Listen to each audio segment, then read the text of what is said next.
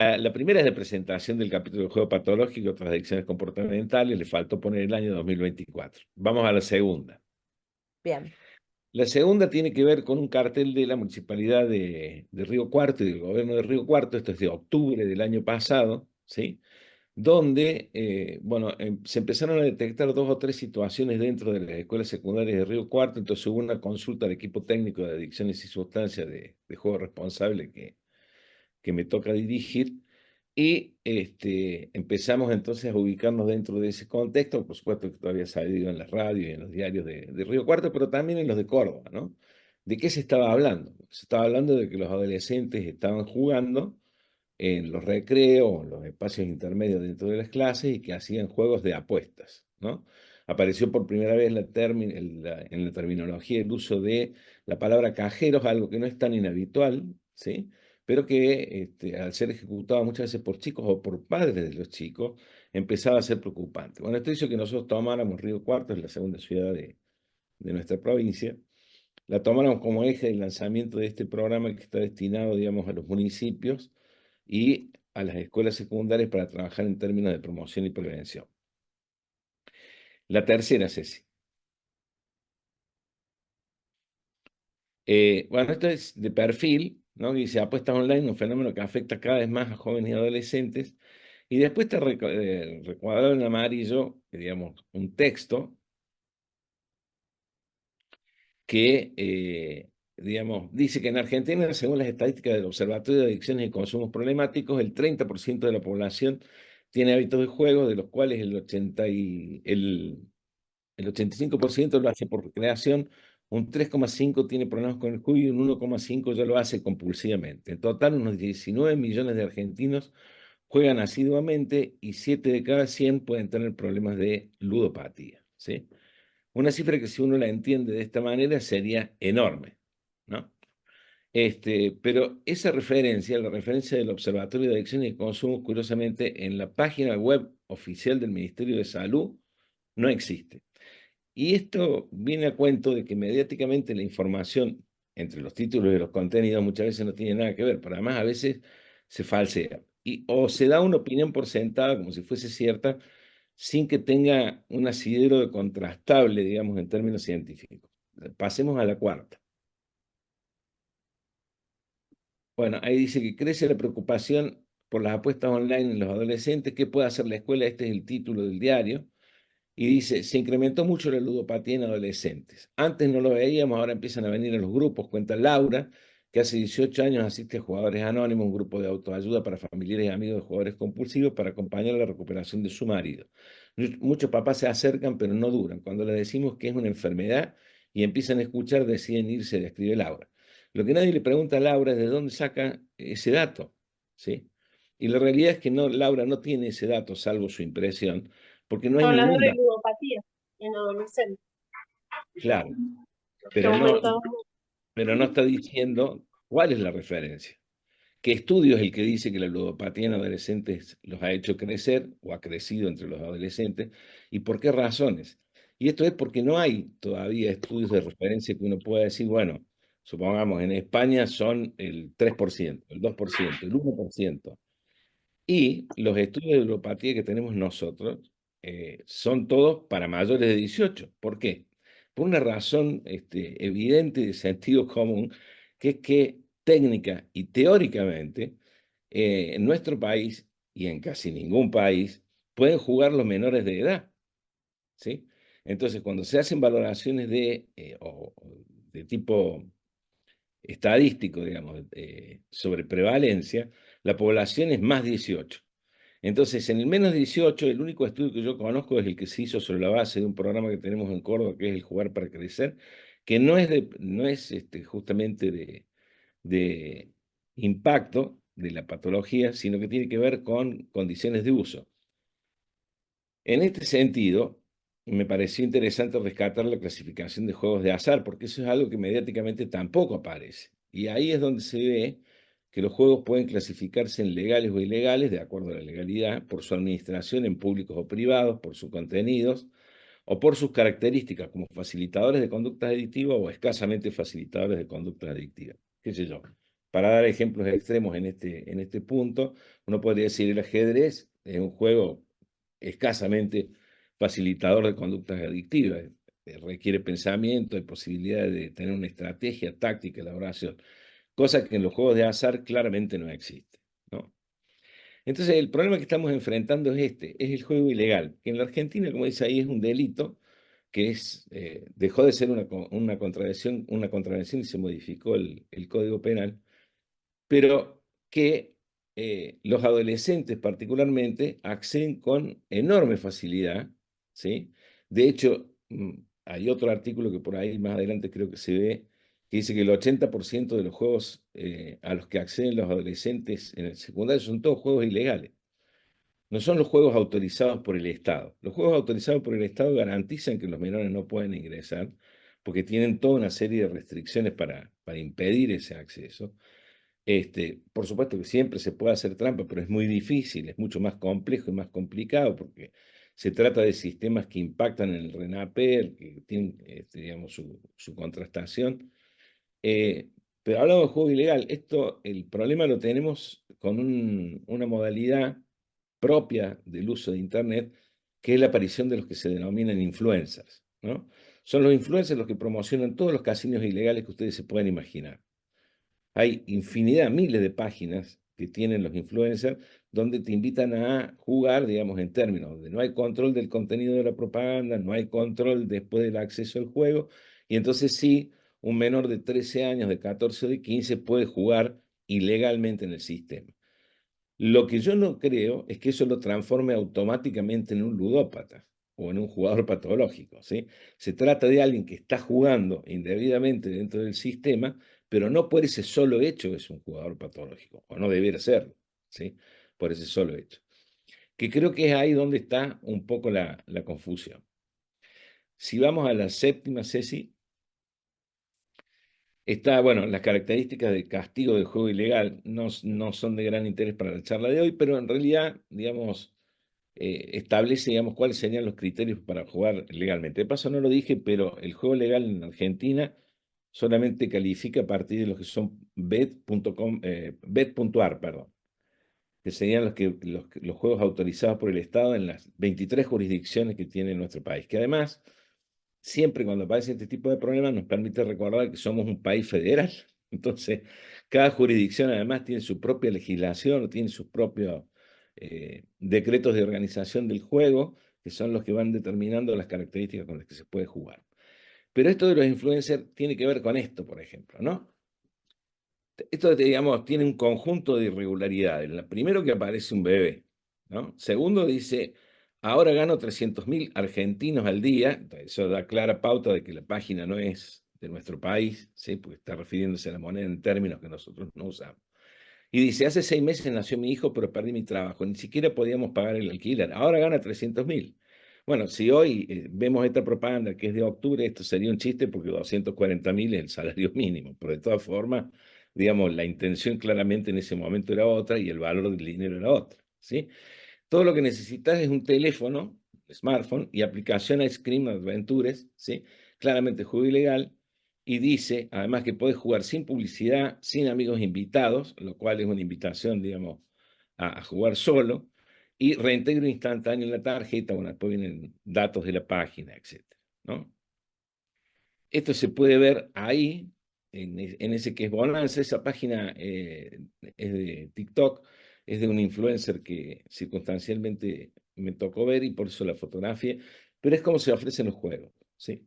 Ahora, la otra pregunta y la otra cosa que nosotros observamos en Río Cuarto y en todo el territorio provincial es que no solo los adolescentes juegan juegos de casino, ni no solo podrían tener conductas adictivas por ese hecho, pueden tener conductas adictivas por el solo uso de las redes sociales, en tanto y en cuanto estos interrumpan o irrumpan en su vida, impidiéndoles de alguna manera trabajar, estudiar o asociarse o hacer otras actividades, o tener comportamientos claramente adictivos. Si te parece, Ceci, vamos a la 11. Bueno, y después a la 12. Ah, perdón. El video es la 12, ¿no? Para que se No, me... la 12 está del video, una más adelante, dos Ah, más porque hay adelante. un videíto acá, ¿lo pongo? Sí, si querés ponerlo, ponelo. Ese lo van a ubicar todos fácilmente porque el personaje es el de Breaking Bad, ¿sí? Bien.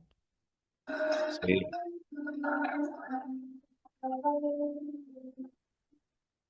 Decime si se ve Ceci, porque yo no puedo saber.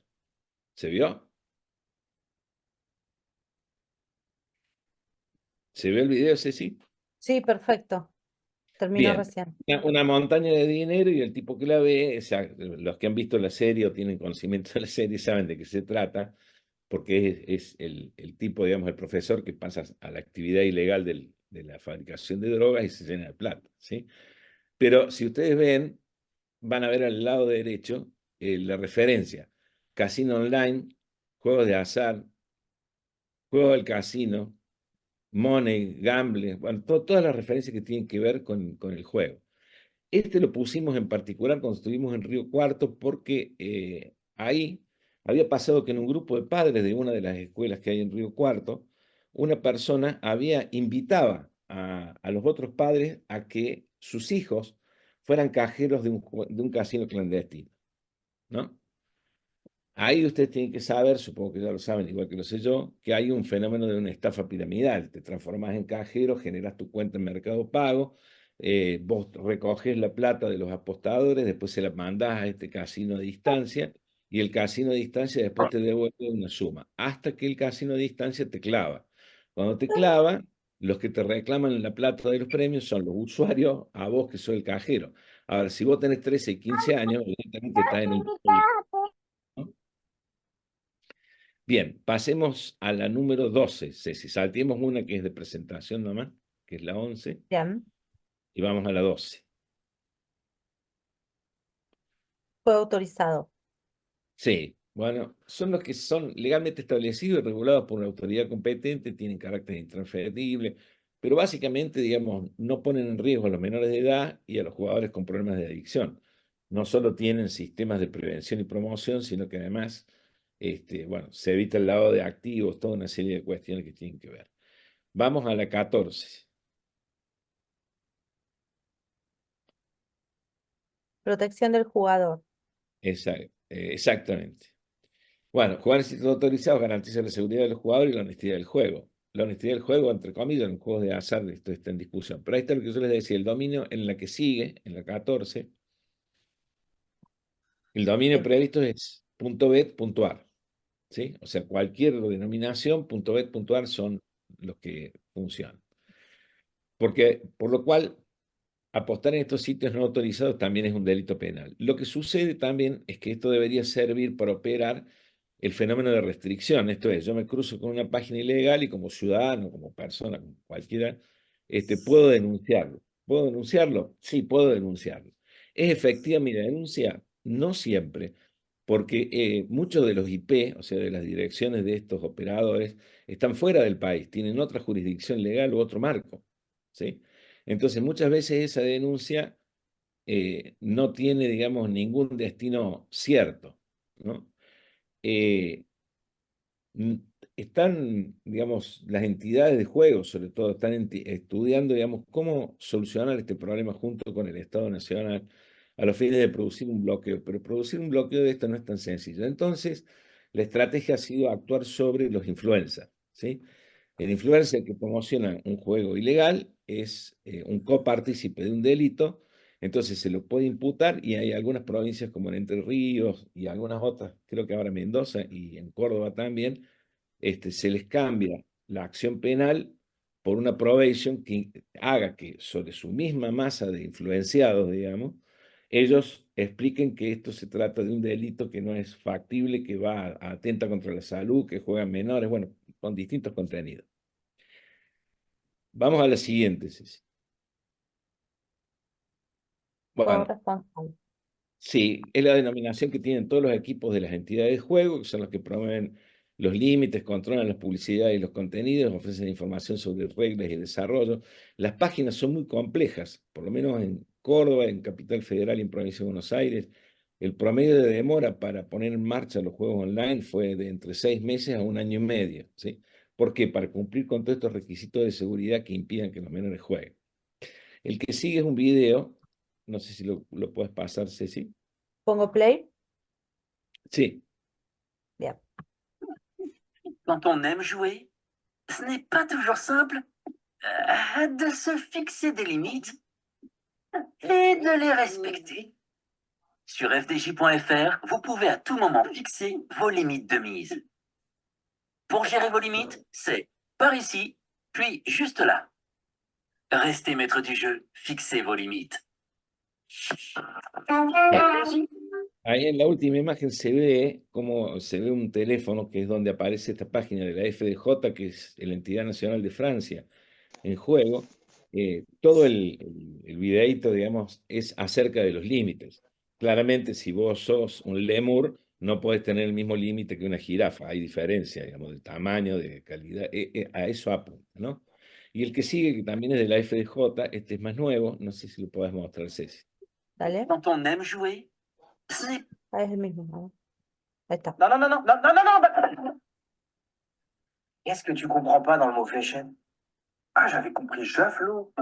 Quand les joueurs n'ont pas de règles, c'est plus du jeu. Et pour les jeux d'argent, c'est pareil. Il faut avoir plus de 18 ans, se fixer un budget et surveiller sa pratique. FDJ met à votre disposition des outils pour encadrer votre pratique de jeu. Non, Bueno, ahí c'est toujours pas une fléchette. en el, en el pie hay además, digamos, un llamado a jugar de manera, a evitar conflictos familiares, conductas adictivas, bueno, toda una serie de cosas. Pero la gráfica es muy interesante porque lo que él dice, y si se ven en las primeras dos imágenes, es que si estás jugando a los dardos no podés jugar con una jabalina. Es decir, claramente, digamos, el juego tiene que tener límites, tiene que tener un marco comprensible para las personas y entender cuáles son las reglas, ¿no? Vamos a la 18, César, la que sigue. Bien. ¿Lo lograste? Sí. Bien, ahí están los conceptos de Griffith y los de Echeburúa en el 99, que dicen que el exceso no define para nada la adicción. Esto es claramente el titular de los diarios con respecto a las escuelas. Que haya exceso, que haya juego ilegal, o que haya 1 millón de chicos jugando, no quiere decir que eso por sí mismo define la adicción. El problema no está en la conducta, decía Echeburúa, sino en el tipo de relación que la persona establece con esa conducta. Y este está puesto acá y lo vamos a reiterar solo al final para dejarlo, digamos, bien reforzado. La que sigue. Listo. El número de menores de edad que apuestan online viene aumentando exponencialmente desde la pandemia. Esto sí es un dato, y es un dato que nosotros podemos referir en nuestra propia experiencia de evaluación a través del programa Jugar para Crecer, ¿sí? Con un par de clics se puede generar efectos negativos en la salud física y mental y niños y adolescentes. Este es un concepto sacado del CIE, de la construcción del CIE 11 en cuanto a la definición de lo que serían las adicciones a Internet y a los juegos, ¿no? Vamos a la que sigue. Listo. Bueno, esta es la que yo hacía referencia, ¿sí? Donde básicamente lo que se señala es que el 80% de los sitios de apuesta en Argentina son ilegales, ¿no? Lo cual marca que estamos frente a un problema grave porque realmente no hemos encontrado una vía de contacto para eso, de freno, digamos, ¿no? El que sigue. Bueno, es un rescate. Los primeros que advirtieron sobre la situación fueron los docentes que veían con alarma cómo los alumnos apostaban mientras se encontraban en clase. Algunos menores de edad hasta se han convertido en cajeros de sus propios compañeros de escuela. Los cajeros son la versión digital de los antiguos levantadores de quinela. Esto ha existido toda la vida en el juego ilegal, digamos, no es una novedad. La tarea consiste en tomar el dinero de los apostadores y destinarlo a los sitios de apuestas a cambio de una comisión. Los maestros comenzaron a notar cambios de humor repentino en sus alumnos, golpes en los pupitres, estallido de furia, sin causa aparente, en estudiantes habitualmente tranquilos, que eran producto de haber perdido una suma de dinero importante en un sitio ilegal. Yo en este sentido tengo como referencia un paciente mío muy reciente, que llegó a acumular pérdidas por casi 3 millones de pesos a través del sistema de Mercado Pago y otros sistemas, ¿no? Y otro sistema de pago. La que sigue, Ceci. Bueno, este es el concepto de recompensa intermitente variable. Esto es desde la informática. El que introduce este concepto y el que de alguna manera intenta manejarlo, a pesar de que el concepto puro viene de la psicología, es Bilinkis en la Argentina, una persona que nosotros hemos tomado como referencia hace mucho, en el 2018, y que, bueno, tiene toda una serie de trabajos más que interesantes sobre esto. ¿De qué se trataría esto? Bueno, la recompensa intermitente variable es el concepto utilizado en psicología y en la teoría del aprendizaje, que se refiere a un tipo de programación de recompensa en la que se entregan refuerzos o premios de manera no constante en términos de cantidad o tiempo. Cuando nosotros damos clases o capacitaciones a los empleados de la Lotería de Córdoba, una de las cosas que le señalamos es justamente esto. Una máquina de slots, una máquina de tragamonedas puede estar programada para dar en 20 minutos de premio en 24 horas, pero el programador no sabe si esos 20 minutos son continuos, si son 5 a la mañana, 10 al mediodía y los otros 10 a la noche. Nadie sabe cuáles son. Por lo cual, no hay ninguna posibilidad de construir una estrategia para eso, para ganar, ¿sí? Por eso tampoco sirve que le pongamos una virgen, ni el gauchito Gil, ni que toquemos la máquina, ni que pensemos que porque la hemos usado mucho, entonces el premio está ahí a la vuelta de la esquina. Son aleatorias totalmente. Entonces, eso significa que en lugar de recibir una recompensa cada vez que se hace una acción específica, las recompensas se entregan de manera impredecible. Y esto sí, está demostrado que produce a nivel central una estimulación de los centros de dopamina y de adrenalina y que produce, digamos, un estímulo para seguir jugando. La siguiente. Bueno, las definiciones de recompensa intermitente variable cambian según el contexto en que se apliquen, pero la constante sería la variabilidad, la tasa de recompensa promedio, la mayor resistencia al extinguirse la conducta y una mayor motivación. Sobre esas 4 herramientas, digamos, se estaría estimulando permanentemente a la persona digamos, a realizar una acción, ¿no? Pero fíjense en la siguiente. La siguiente es muy interesante porque habla del reforzamiento continuo de la conducta de juego, de una mayor resistencia a la extinción y de una estimulación del sistema de recompensa del cerebro. Pero la última, que es el riesgo de desarrollo de comportamientos adictivos. Las personas que trabajan sobre esto dicen que la exposición repetida a la recompensa intermitente variable en los juegos de azar puede llevar al desarrollo de la ludopatía en algunas personas, ¿sí? Y ellos mismos tienen que ratificar este viejo construcción de la medicina que dice que no es enfermo el que quiere, sino el que puede. O sea, hay que tener, digamos, un sustrato que permita de alguna manera tener alguno de estos comportamientos adictivos.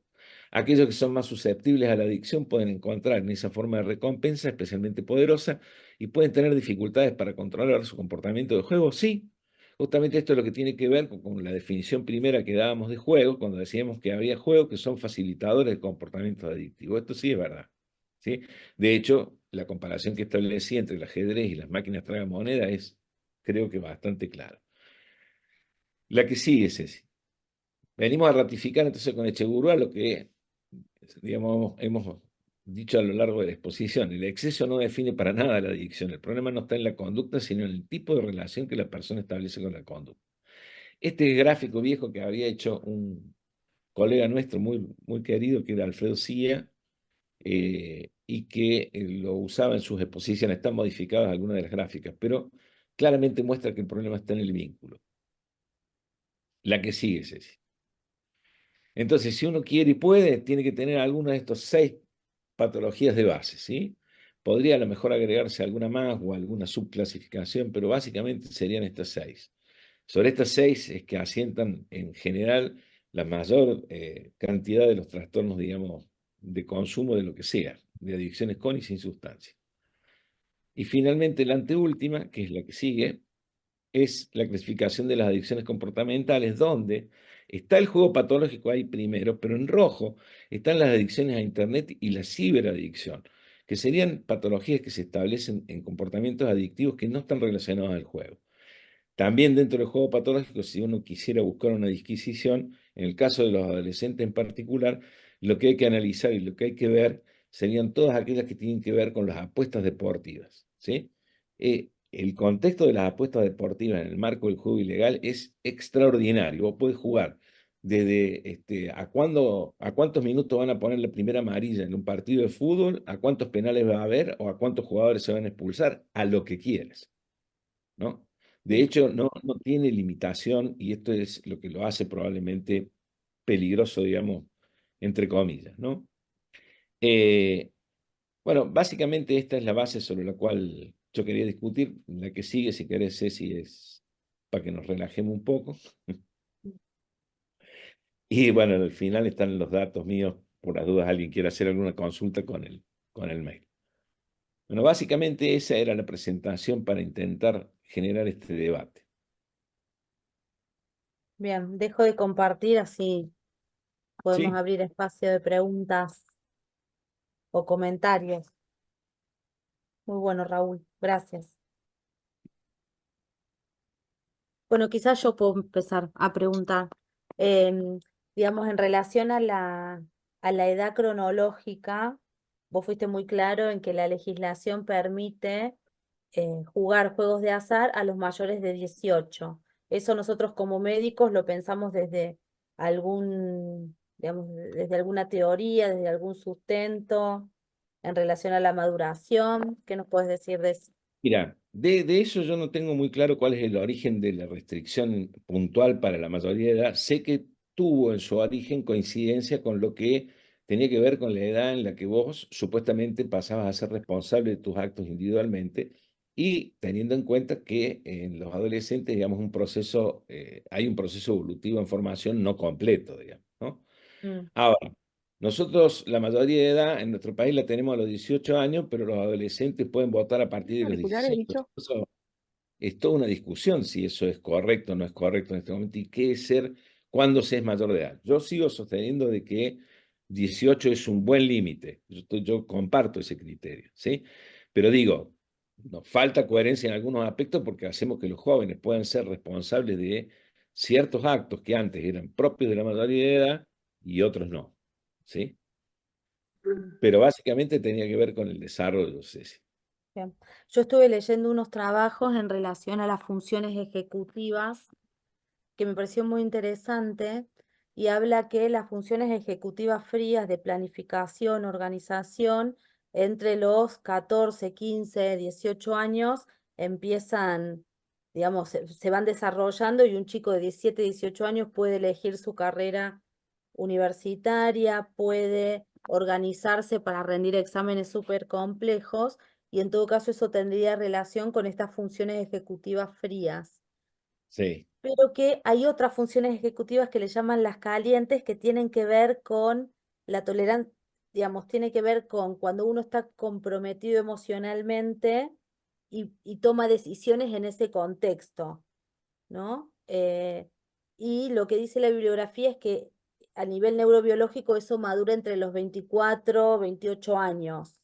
Y que en todo caso cuando uno está jugando, uno está, digamos, en una excitación o con un estado afectivo muy negativo, la posibilidad de tomar decisiones asertivas en ese contexto requiere este tipo de funciones.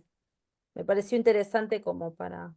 no, no, y a eso le agreguemos a lo que vos estás diciendo, le podemos agregar además que cuando se trata de consumos adictivos, ¿sí? No se trata de monoconsumo. Los consumidores de juegos no son solo consumidores de juegos, son consumidores de sustancias también, o de alcohol, o de tabaco, o de todo, ¿sí?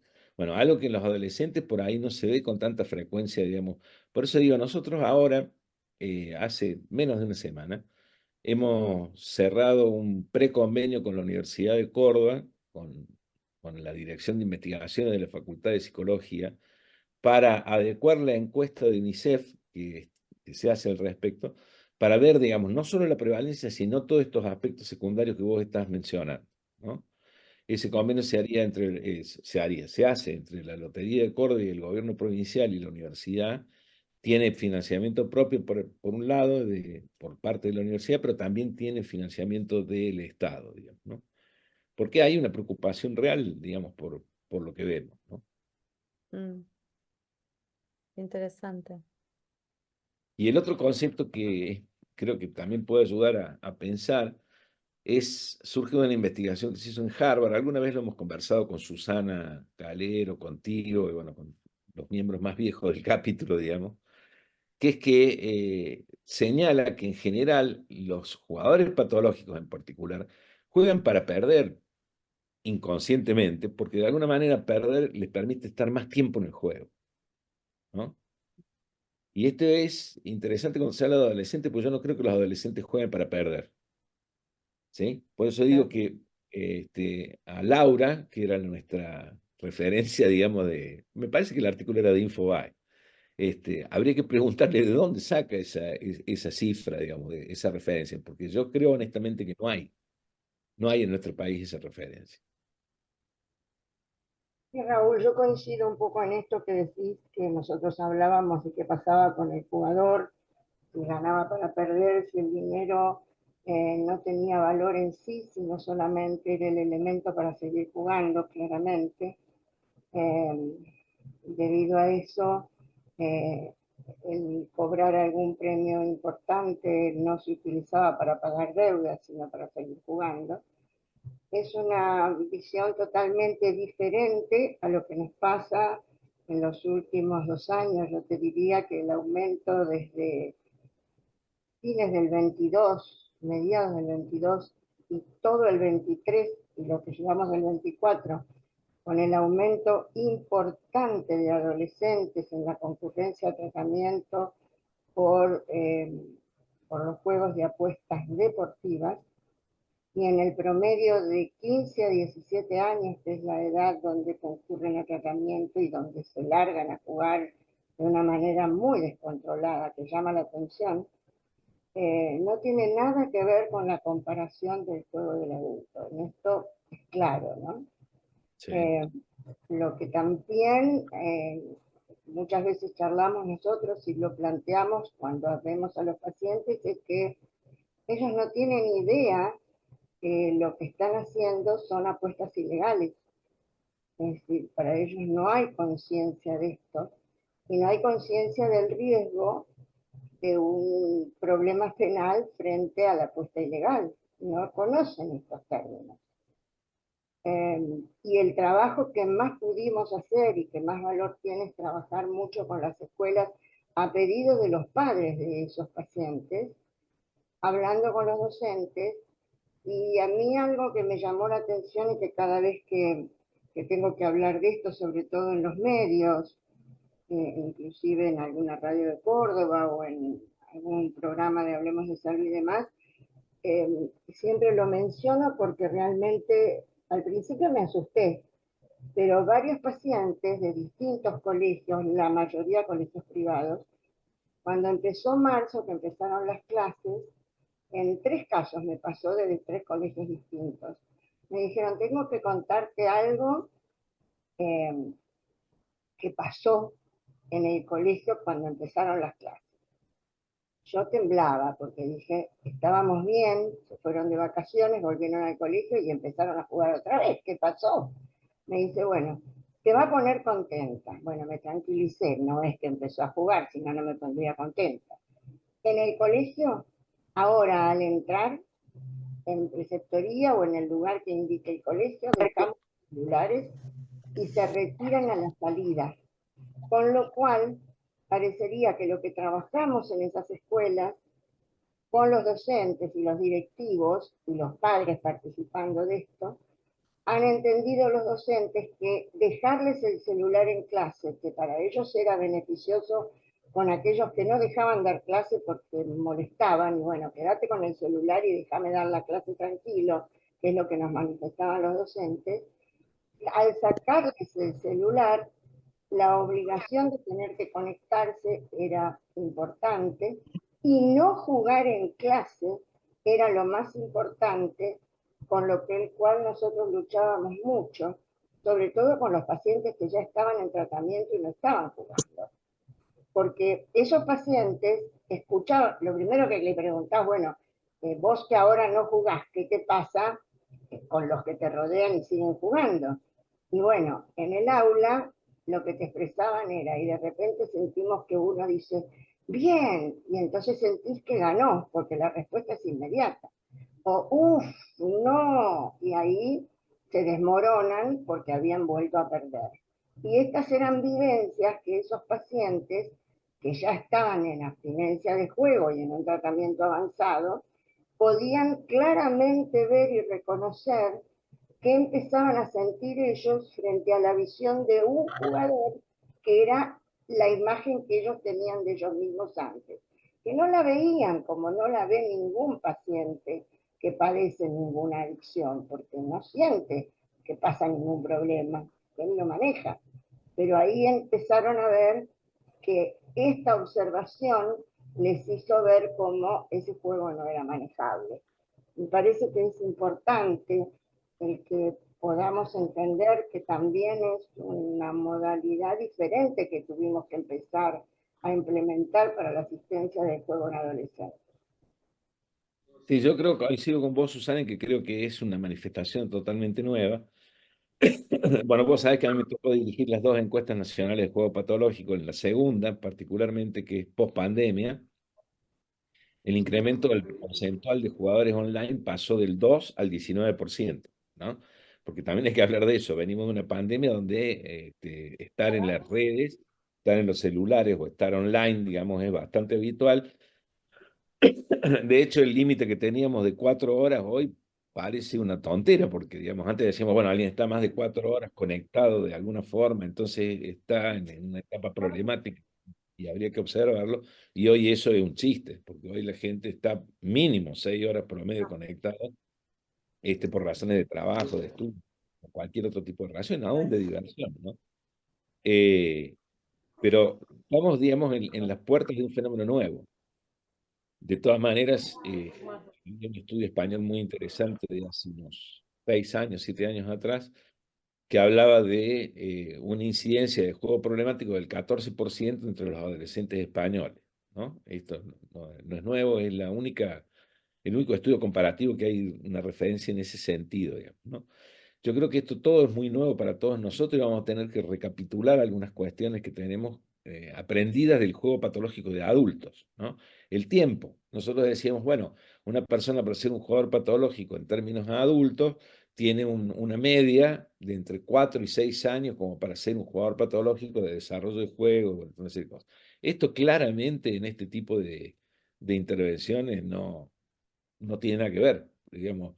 De hecho, el CIE-11 fija un promedio de conductas habituales de tipo y de carácter adictivo de 12 meses, ¿no? Es decir, los tiempos también son más cortos, como decís vos, Susan, son mucho más cortos, ¿no? Por eso yo creo que hay que investigar y investigar seriamente y tener datos serios de prevalencia acerca de quienes juegan patológicamente dentro de este contexto que sí, en general, sería el de jugadores problemáticos, digamos. Mm. Acá hay una pregunta en el chat en relación a esto, ¿para qué juegan los jugadores? Que dice Gabriela. Dice, ¿para qué juegan los adolescentes? ¿Qué buscan en eso? Yo creo que buscan distintas formas. Primero, digamos, el jugar como conducta, todos nosotros sabemos que no es patológica, está en nosotros jugar, ¿sí? Y de hecho, la etapa donde más se juega, donde más se aprende jugando, es la niñez, lo que Balón diría la segunda infancia, y la adolescencia, ¿no? Entonces, jugar es parte del contexto habitual, es parte de la vida de los adolescentes. Juegan a todo y juegan en general, digamos, no patológicamente. Creo que está dentro de ese contexto. Lo que pasa es que al trasladarse al mundo virtual se pierden ciertos límites y se pierden ciertas conciencias de grupo, por ejemplo, ¿no? En la actividad se hace muy individual, entonces también se aíslan, también, bueno, hay otra serie de contextos y de problemas, ¿no? Pero juegan como todos nosotros, primero, en principio, recreativamente y socialmente. Mm. ¿Y qué Nosotros, pasa cuando la plata se mete, digamos, en el cuando la plata juego? se mete, la cosa cambia, ¿sí? Moni, Porque lo logré. cuando se juega la cosa cambia porque ahí hay un objetivo que supuestamente es obtener un beneficio o una ganancia que en teoría te permitiría hacer cosas. ¿Qué cosas? Esa sería la pregunta, ¿no? Bueno, en los adolescentes consumir alcohol es una de las cosas, por ejemplo, pero hay otras cosas que se pueden hacer con dinero claramente, ¿no? Desde comprarte ropa en adelante, lo que vos quieras, ¿no? Pero está instalada la idea de que vos podés dominar el juego, y este es el absurdo. Porque vos no dominás el juego. En eso sí, lo de la recompensa intermitente es una herramienta, digamos, para analizar el tema, porque claramente no podés construir una estrategia que a vos te permita decir que le vas a ganar a una máquina de tragamonedas. Es imposible. Yo me acuerdo cuando daba clases, y las doy todavía, algunas de capacitación en la Lotería de Córdoba, estaba el que manejaba los juegos de papel, el 15-6. Entonces yo le pregunté una vez, se me ocurrió preguntarle. Y cuando yo juego un número de 15, un cartón de 15 que tiene 6 números, digamos, ¿no? ¿Contra cuántas posibilidades en contra juego? Me dice, y si está en un día promedio, contra 69 millones de posibilidades en contra. Entonces yo debo haber puesto una cara muy particular porque el tipo me miró y me dijo, pero alguien gana. ¿Sí? Me dice, bueno, alguien gana. Eh, las posibilidades de perder son infinitas. Por eso se supone que los juegos de azar tienen que ser juegos de entretenimiento y tienen que ser juegos, digamos, cortos.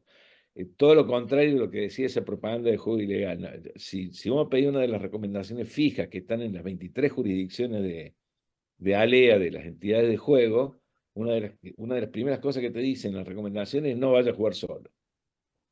Mm. ¿Por qué? Porque cuando vos vas a jugar con alguien tenés un control externo, eso lo hemos visto con Susana por años. Digamos, no es lo mismo ir a jugar vos solo que si yo voy a jugar con mi mujer y está al lado y me dice, che, ¿qué te pasa? Estás jugando 100.000 pesos, estás loco. ¿Sí? Tengo un control externo. Bueno, en el juego ilegal no hay ninguna de esas garantías. En el juego legal sí las hay, ¿sí? Pero fundamentalmente la restricción en el acceso esa es la más importante a los menores, digamos, ¿no? Pero creo que estamos en un problema que no va a ser tan sencillo de controlar porque hoy por hoy cualquiera tiene, digamos, acceso a Internet. Una de las cosas que creo que podemos agregarle, Raúl, a esto de los adolescentes, es que por la edad baja comienzan, entre los 14 y 15 años ya están en esto, y bueno, por supuesto, esos 12 meses los llevan a los, teniendo 15 a los 16, 17, con ya deudas muy grosas y padres que se agarran la cabeza, es que a raíz justo de la pandemia, de lo que vos decías, empiezan estas famosas billeteras virtuales donde todo se compra por algún medio y donde a los chicos le tenés que poner dinero porque los chicos hoy salen de sus actividades de colegio y demás, los padres trabajan, ellos tienen que ir a comprar algo, a tomar algo con amigos, a veces a comprarse una vianda de comida porque están solos y en la casa no tienen, cada uno está en sus actividades, esto pasa mucho.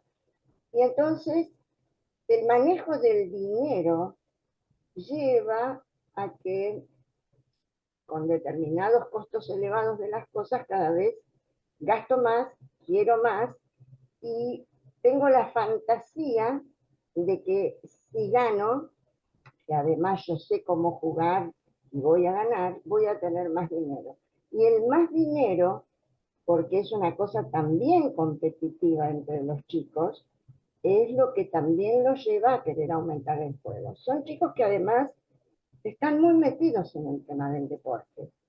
Entonces practican deportes, miran deportes, están al tanto de deportes y las conocen todas, creen que las saben todas con el deporte también. Entonces pueden apostar. Y lo que preguntaban, ¿qué les pasa con el juego? ¿Qué buscan? Y vos decías muy bien, no solo el placer de querer ganar o perder, es el desafío de querer ganarle o decir, yo sé y lo que va a pasar ahora es esto, ¿no es cierto?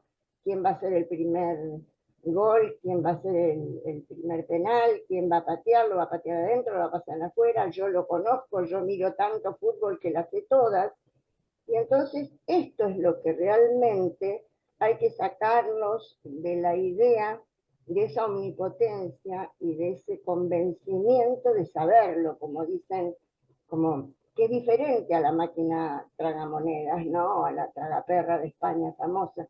Pero bueno, yo sé que si salen tantas figuritas de estas en la próxima rotación del de la máquina, van a salir una más y ahí gano. Y tienen la fantasía total de que eso pasa, pero poder desarticular esa fantasía es muy difícil y es una de las partes del tratamiento más importantes. Sacarle esa idea mágica que termina convirtiéndose en una iteración de su área cognitiva, claramente, ¿no?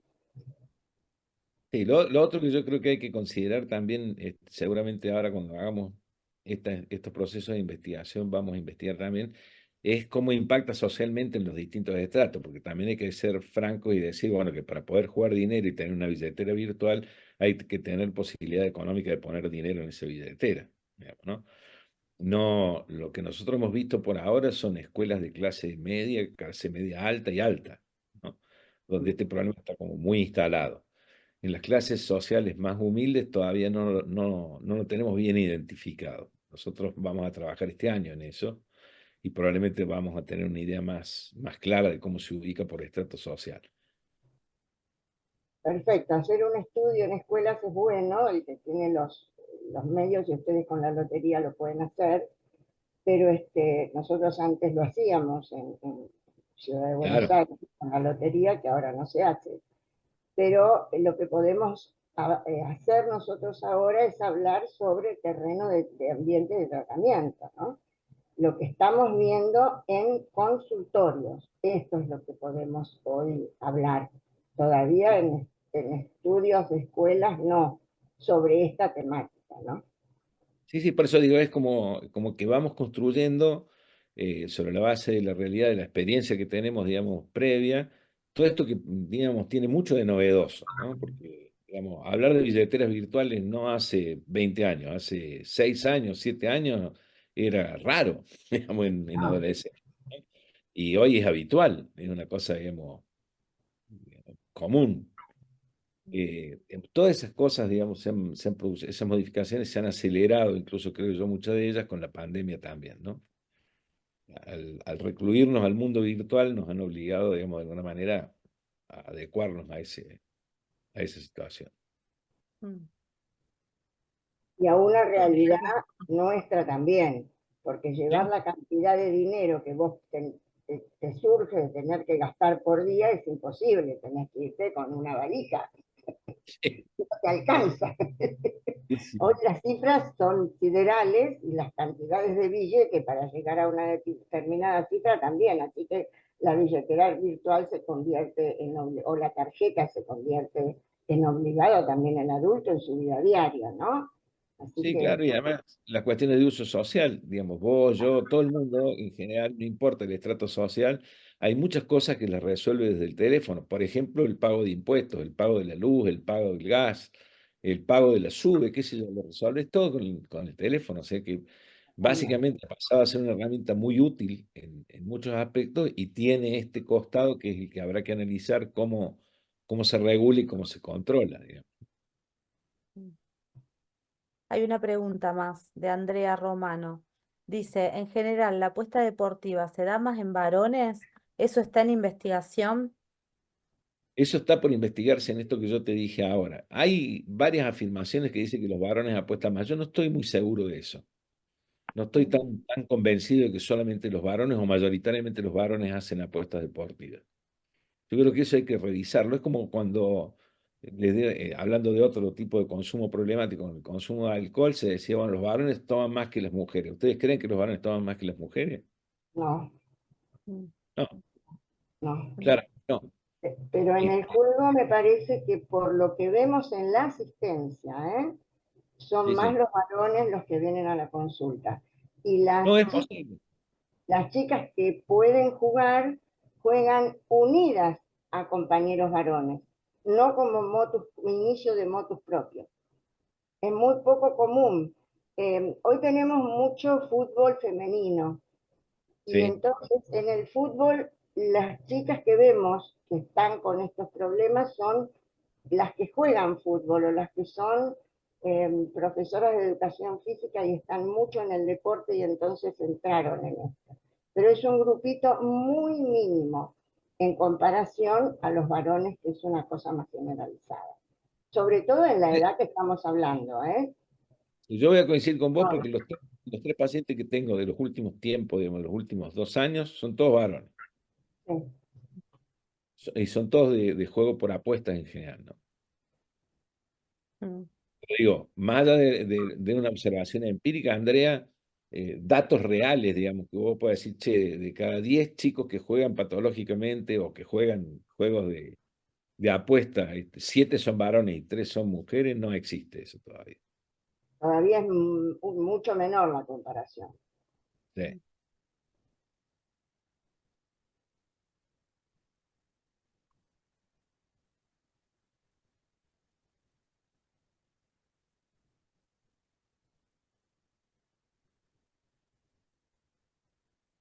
Yo estaba pensando en esto que hablaba de los tiempos y de cómo se va modificando la clínica también, que hay algo, digamos, de época en relación al uso de las tecnologías y a la velocidad de la vida, digamos, y de todo, que impacta en la salud mental y en el cómo enfermar también. De hecho, la clínica psiquiátrica en general eh, eh, está distinta, ¿no? Pero cómo esto se acelera, se adelanta la edad para manejar dinero, se adelanta la edad para apostar, para vincularse con otros, digamos, en un entorno por fuera de la casa o de la que la familia puede conocer. Tiene repercusiones, evidentemente. Sí, claro. De hecho, a nosotros se nos han modificado las pautas de tratamiento. Podemos hacer charlas virtuales como esta, podemos tratar pacientes a distancia, hacemos receta los sábados a las 12 de la noche cuando estamos cenando, qué sé yo. Se modificó la vida, por eso digo, el fenómeno post-pandémico todavía no está bien evaluado, por lo menos a mi juicio, en profundidad en todas las cosas que produjo, digamos, como cambio en nosotros y que ha permitido que vivamos casi virtualmente en muchos sentidos, digamos, ¿no? Antes, qué sé yo, un hijo tuyo se iba a vivir a otro país y vos le mandabas una carta y te contestaba a los 30 días, estoy hablando hace 40 años atrás, 50, ¿no? Ujú. Y hoy desde tu teléfono puedes conectarte con diferencia horaria, saber qué hace, verlo, digamos, vincularte con él, no te digo como si estuviera presencialmente, pero de alguna manera eh, en simultaneidad, digamos, por lo menos. Todo eso se ha modificado, claramente. Y respecto a los perfiles de jugador, yo leí un estudio, pero no me acuerdo de dónde era, no me acuerdo si de Europa del Norte, después lo puedo buscar, me parece que era un estudio en una universidad y veía, bueno, pero ya es una población más grande, y veían que la apuesta deportiva era más en varones, pero yo no puedo dar cuenta mucho de eso. Si quieren, después se los busco y se los paso. Es del año pasado, del anteaño pasado. Puede Como, ser, en Italia, por ejemplo, yo vi en el 2018, previo a la pandemia, 2018, 2019, la mayor cantidad de jugadores de apuesta deportiva eran varones. mm, Eso hecho por la propia Lotería Estatal Italiana.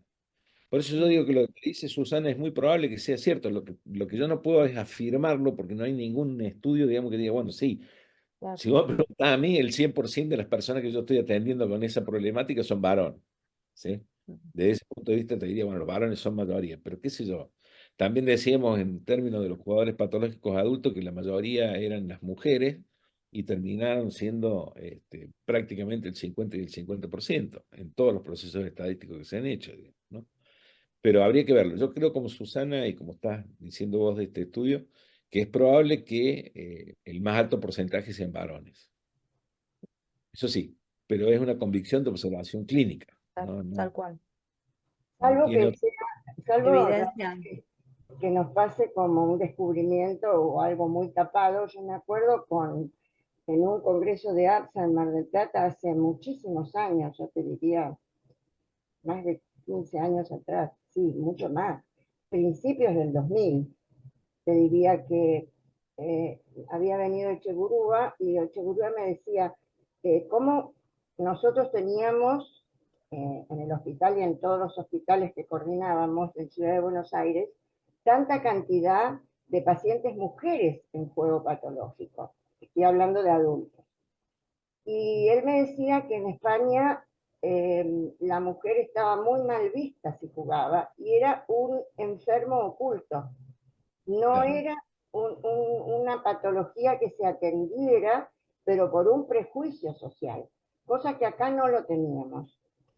A lo mejor no creo que en este momento, no creo que los adolescentes tuvieran esa situación de prejuicio como los adultos en España, de que la mujer quede más escondida.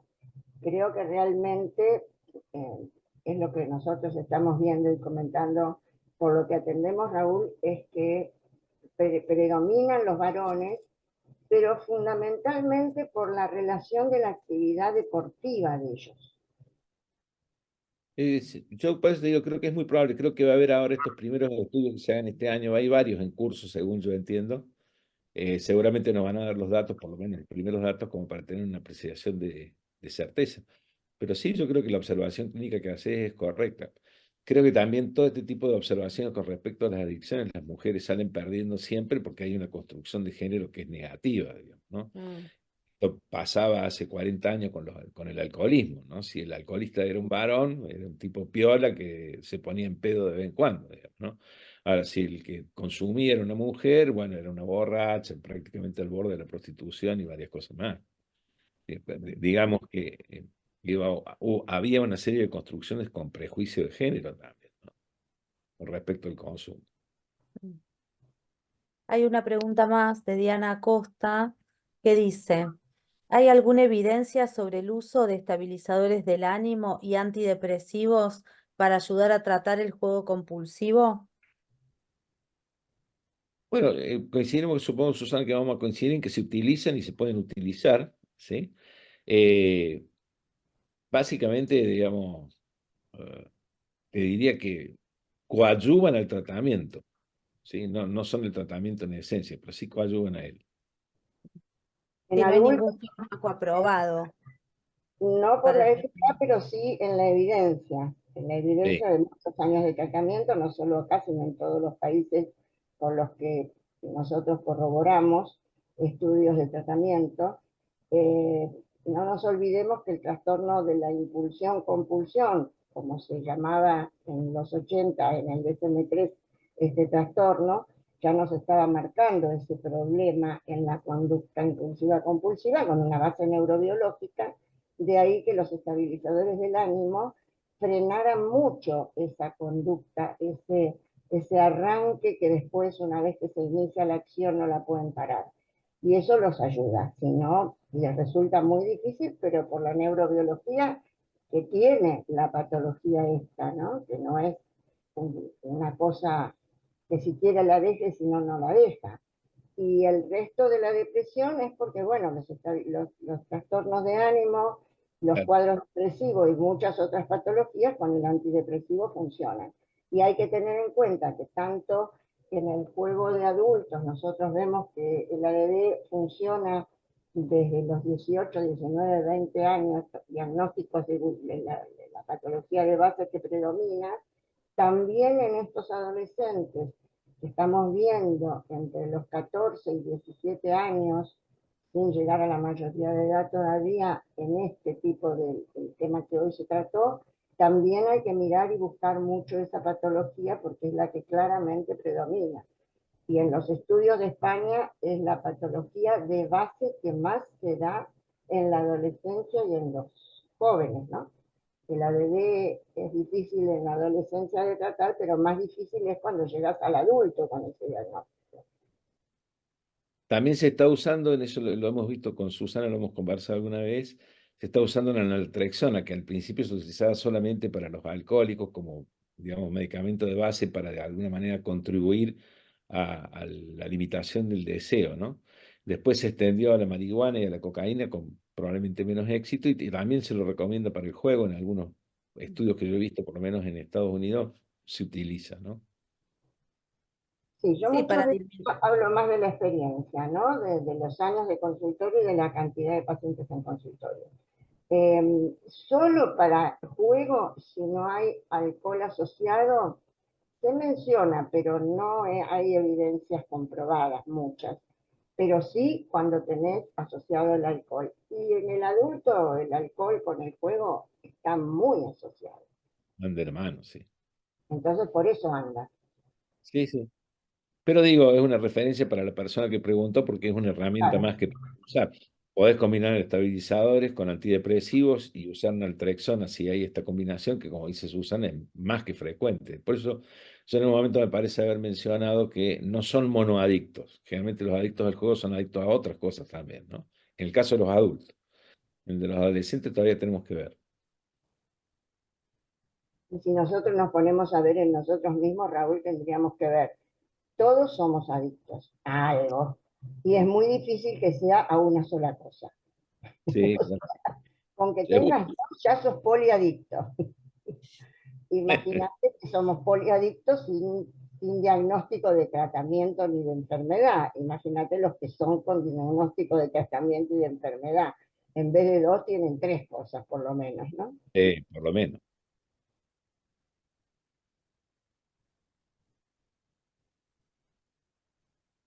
Bueno, Bueno, si no hay más preguntas, acá alguien, a Gabriela, ¿qué herramientas le damos a los adolescentes o a los padres respecto a esto? No sé si, Gabriela, podés abrir el micrófono y contarnos un poquito más a qué te referís. Sí, hola, ¿se me escucha? Hola, Sí. sí. Bien, bien, buenas noches, ¿qué tal? Bueno, yo soy de Chaco y soy psicóloga, digamos, de adolescentes y por otro lado trabajo con jóvenes en adicciones. Y como usted decía, es cierto, el juego patológico de los adultos es muy diferente al de los chicos, porque por eso yo preguntaba hoy, ¿qué buscan? Y veo que buscan la adrenalina, esto del desafío, de la comparación, quién gana más, y son chicos con ciertas particularidades que no se exponen, que tienen complicaciones en las escuelas, que no les gusta asistir, y entonces a mí, la verdad que me cuesta abordar cómo continuar por esto de no poder restringirlo, de que tienen un acceso completo, que más que sacarle el celular, no funciona por ahí porque tampoco es la solución a veces a la prohibición absoluta y me quedo corta en ese tema. Mira, yo te puedo ofrecer esta respuesta. Hay en ALEA, en la Asociación de Lotería del Estado, equipos de juego responsable en todas las jurisdicciones, en todas las provincias, digamos, ¿sí? Bueno, hay varias jurisdicciones, más de 10, que han elaborado manuales de ayuda a los padres frente a la demanda, digamos así, porque aparecieron estas demandas, y bueno, casi naturalmente se encausan por las loterías, la gran mayoría de las veces, porque son las que están ligadas al juego, y porque en esta confusión de juego ilegal y legal, a la gente por ahí le parece que es el propio juego legal el que los está engañando o estafando, lo que fuera. Ahora el 30 de este mes va a haber una reunión nacional en donde se van a unificar los criterios para un manual nacional de consulta sobre este tema y que va a estar disponible en todas las loterías, en la tuya también. En la tuya incluso hay una colega tuya, Lara Calabroni, que está Clara trabajando en... Clabroni. Sí. Y ellos están trabajando en un manual junto con nosotros y con otras entidades de juego, que es un manual, digamos, orientativo para padres sobre este tema y con alguna guía de respuesta, digamos, a los chicos, pero todavía es incompleto, digamos, está recién empezando a armarse. Ujú. Sí, y esto que decía Susana también, no es un adolescente, ya es un joven adulto, me decía, porque no es como usted decía también, no es un monoconsumo, la mayoría tiene otras patologías en los jóvenes adultos, y me decía algo para ejemplo de esto, que él no jugaba para consumir, sino que consumía para jugar. Sí, sí. Ujú. Y Es es, una variable del mismo, por eso decíamos con Susana, lo dijo creo que Cecilia también de alguna manera. Nosotros sostenemos de que no es jugador patológico, no es adicto el que quiere, sino el que puede. Tiene que tener ciertas características y ciertas condiciones para poder ser un adicto a, ¿sí? Después define él si es con sustancia o sin sustancia y las características. Pero tiene que haber algo en su estructura de base que le permita hacerlo. bien, bien, bien, gracias.